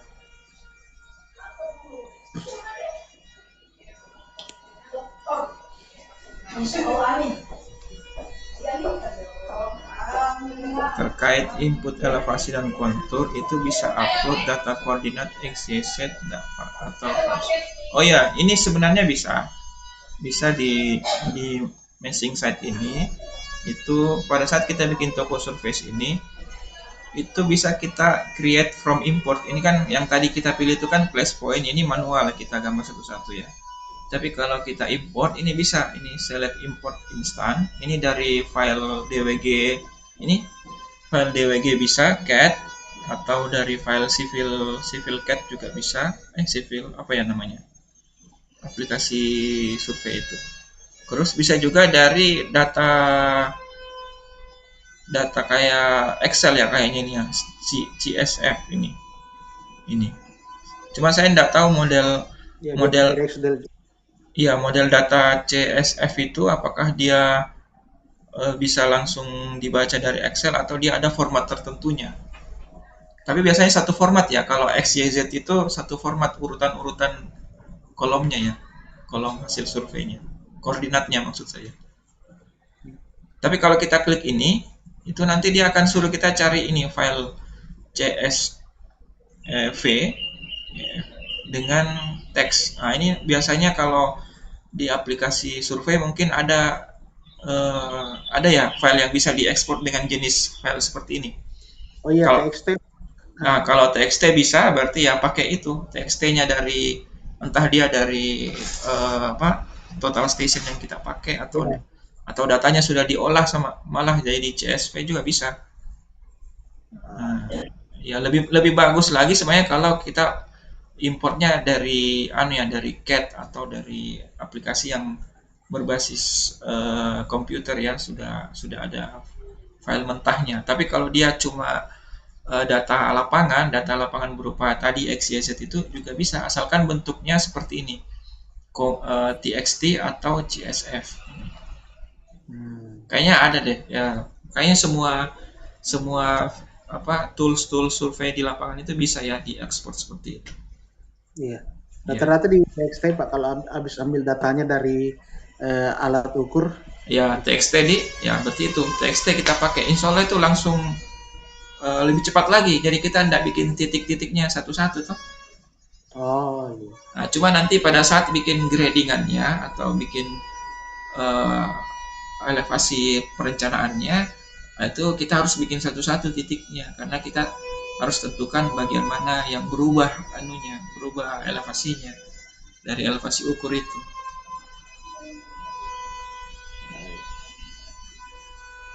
Oke, terima kasih Pak Alif sama Pak Antonio nih, diskusinya bagus. Alif. Oh ya, Civil 3D ya betul. Civil 3D itu biasanya TXT ya betul. Jadi nanti kita kasih seperti itu saja kalau kita mau upload pekerjaan. Jadi nanti ada alat bantu yang bisa simulasikan pematangan lahan Pak, untuk menghitung volume pekerjaan di lapangan Pak. Ya. Yang lain mungkin yang tentang materi strukturnya sudah jelas deh apa yang atau jarang kita mengerjakan pekerjaan seperti itu, bikin fondasi, bikin kolom balok. Untuk kalau yang di kami Pak, memang kan lebih cenderung fondasi untuk untuk fondasi tower. Tapi kalau pekerjaan di Gardu ya kami juga ada pekerjaan bangunan. Oh ya, bangunan sederhana ya, kayak ya kayak gedung kontrol polos saja gitu Pak. Oh, tapi tidak ditinggali gedungnya, apa isinya di dalam? Peralatan ada orang tinggal, ada juga rumah operator kita buat untuk operatornya, biasanya 2 kopel begitu. Oh, berarti materi untuk besok yang dinding, pintu, jendela, atap itu tetap bisa diajarkan karena ada pekerjaan begitu tetap. Ada. Oh iya, oke. Jadi hari Sabtu nanti kita akan lanjut di materi itu yang modeling arsitekturnya. Jadi kita bikin model-model. Mungkin nanti saya akan lanjutkan dari model yang ini saja. Jadi saya kita sama-sama bikinkan dinding, bikinkan pintu, atap, dan yang komponen-komponen arsitekturnya yang lain. Terus kalau hitungan bar besinya Pak, kalau hitungannya itu biasanya tidak dihitung di sini ya, karena hitungannya itu dia pakai plugin yang lain atau dioper ke jenis aplikasi yang lain. Di Revit itu cuma bisa menggambarkan, bikin gambar tulangannya. Tapi kalau menghitung bahwa berapa dimensi besi yang harus digunakan, itu kayaknya pakai analisa struktur ya, pakai aplikasi lain atau dihitung di luar aplikasi. Cuma di Revit itu kalau kita sudah menggambar barnya atau tulangan masing-masing elemen-elemen struktur ini, Revit bisa menghitung volume tulangannya. Jadi misalnya dia hitung berapa total panjang besi 12-nya misalnya, atau berapa jumlahnya besi yang dibutuhkan. Nah, itu dia bisa hitung. Tapi kalau untuk menganalisa berapa dimensinya yang digunakan, berapa kekuatannya, itu tidak bisa. Ya, cuma dia bisa menghitung kuantitinya saja. Kuantiti namanya quantity take off atau material take off. Sini. Nanti kita juga bisa pelajari itu di terakhir nanti ya, kita belajar. Termasuk tadi yang cut and fill itu, meskipun dia sebenarnya sudah muncul di properties tadi yang di pinggir kiri, tapi kita juga sebenarnya bisa bikin tabel atau analisa quantity yang lebih spesifik ya, yang lebih lengkap. Jadi bisa kita analisis lebih lebih rinci nanti tipe apa kegiatan volume pekerjaan cut and fill. Jadi biasanya kalau saya nanti selesai semua modelingnya, baik itu struktur, arsitektur, mechanical electrical plumbingnya, baru kita menghitung semuanya. Karena sebenarnya tidak apa-apa kita hitung di awal, tapi nanti tabelnya itu masih berubah-ubah terus apa namanya jumlahnya. Jadi nanti dia akan suatu saat dia pendek, tiba-tiba pada saat modelnya sudah lengkap dia panjang sekali ke bawah karena terlalu banyak nih item yang kita gambar. Nah, jadi sebaiknya kalau saya membuat quantity analisisnya itu dia di akhir pada saat modelnya sudah lengkap. Oh, Ya.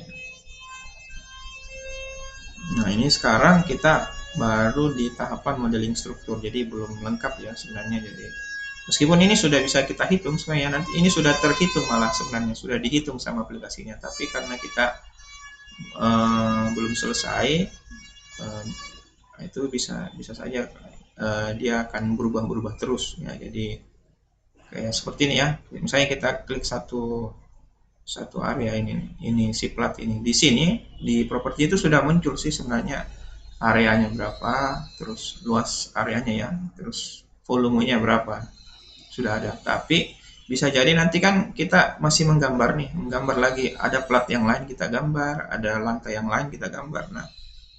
Nah dia kalau kita mau hitung secara keseluruhan per kelompok elevasi atau per jenis lantai, nah itu nanti ada perhitungan rekapitulasinya di belakang. Kalau di sini dia hanya menampilkan per itemnya saja. Misalnya kita klik satu, nah kita muncul satu volume ini, volume satu kolom itu 1,2. Tapi kolom yang ini beda lagi, ini 0,7 misalnya ya. Tapi kalau kita mau hitung semuanya, nah itu baru kita bikin quantity analisisnya itu yang terakhir nanti. Nanti mungkin di pertemuan ke-10 atau ke-11 baru kita. Mudah-mudahan di pertemuan segitu itu gambarnya sudah lumayan lengkap lah. Oke, ini masih ada sekitar 8 menit, bisa kita diskusi-diskusi lagi soal atau ada yang tadi kurang jelas, atau tadi itu menurut Bapak ini terlalu cepat atau terlalu lambat? Terlalu cepat ya? Kalau terlalu cepat, saya kurangi.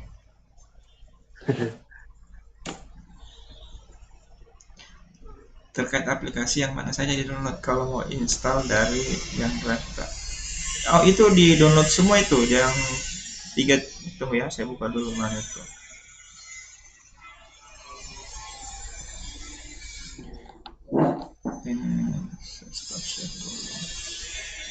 Apa ya? Jadi di Google Drive itu kayaknya ada 7 part atau 8 part ya. 8 Pak. Iya, itu harus di-download semua karena dia tidak bisa terinstall kalau cuma satu kita download. Saya kemarin masalah terkait aktivasi Pak, untuk keygennya itu begitu saya copy enggak cukup di kolom-kolom yang apa itu yang disediakan untuk isi keygen, kan ada 15 kolom itu.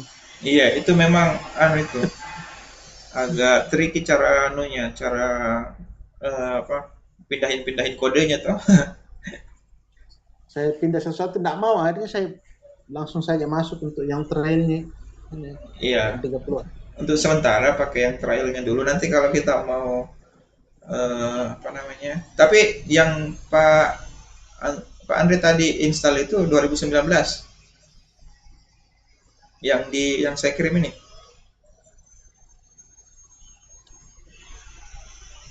Halo. Ya. Yang kita install itu yang saya share itu yang 2019. Ya. Nah, itu dari 2019. Kalau anunya library-nya ada isinya. Kalau saya install. Library di dalamnya lengkap sih.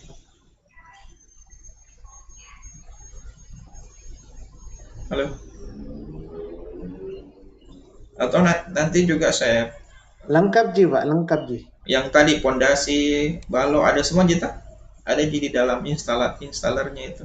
Pada saat kita install tidak kosongan kayak punyanya Pak Alif ini kan kosong, tidak ada anunya, tidak ada library-nya.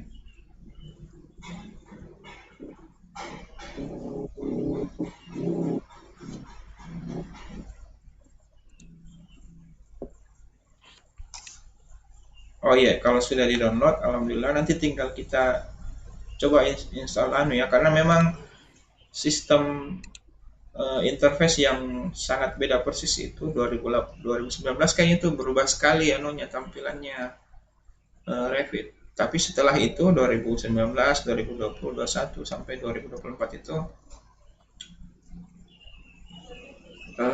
sudah bagus. Sudah, tunggu dulu apa kita kirim ini. Tidak terlihat di sini. Kalau sudah lengkap kita download, kita ekstrak dulu yang part satunya. Nanti itu part yang lainnya itu mengikuti. Nanti setelah kita install, nggak apa-apa kita pakai yang trialnya dulu, trial saja dulu. Itu boleh dipakai. Setelah itu cek nih itu library-nya. Yang penting itu sebenarnya library-nya. Kalau library-nya tidak lengkap, itu susah kita ikuti tutorialnya karena sebagian besar model itu family-nya itu dipakai lewat library-nya itu. Kayak bikin dinding, besok itu bikin dinding, pintu, jendela. Itu tidak bisa kita bikin kalau tidak ada di library-nya. Itu yang di situ semua sumber data modelnya. Model-modelnya semua dari situ. Oke, mungkin kalau sudah tidak ada pertanyaan, mungkin kita. Tapi hari ini 1, 2, 3, 4 ya, cuma 4 orang. Yang 2 orang bagaimana Pak? Masih bisa jadi gabung besok. Jangan sampai terlalu ketinggalan, nanti malah. Bisa. Iya, kalau bisa diinfokan, diminta nonton dulu video ini ya, yang pertemuan ini ya, sebelum kita masuk di pertemuan ketiganya. Harapannya nanti model yang saya kerjakan itu di sini itu juga sama dengan model yang kita kerjakan di rumah supaya dia tidak ada yang ketinggalan. Nanti tiba-tiba cuma bisa menggambar dinding, tidak bisa menggambar pondasi sama baloknya. Jadi itu kan ada yang hilang nanti dari modelnya. Karena kunci menggambar di BIM itu adalah model. Kalau modelnya tidak lengkap, maka BIM itu tidak bisa berfungsi dengan baik. Tidak bisa kita bikin dokumen gambarnya, tidak bisa kita bikin kuantitinya, tidak bisa. Ya itu intinya itu di model, karena kalau kita tidak bikin modelnya, tidak ada yang bisa kita analisis juga. Ya, oke, mungkin itu saja dulu Bapak Ibu semuanya untuk materi di pertemuan kedua ini untuk struktur.